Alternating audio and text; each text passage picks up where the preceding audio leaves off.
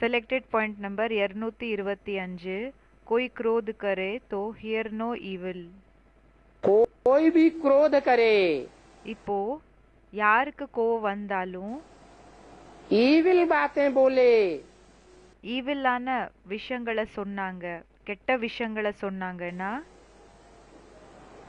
तो ऐसे टाइम पर कान में पट्टी बांध दो. அந்த நேரத்துல காதுக்கு என்னன்னா துணியை கட்டிக்கணும்னு சொல்றாங்க. क्या करो? என்ன செய்யணும்? Hear no evil. Hear no evil. கெட்ட விஷயங்களை கேட்காதீங்க.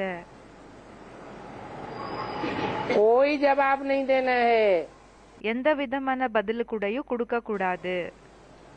टाक नो इविल.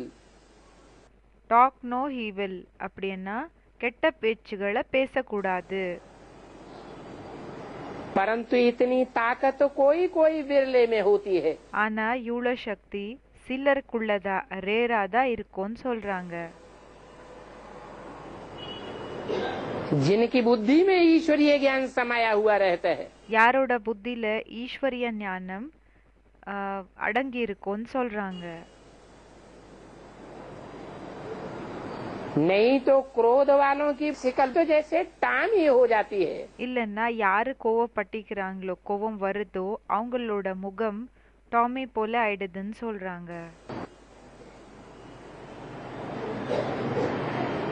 ये क्रोध का भूत है.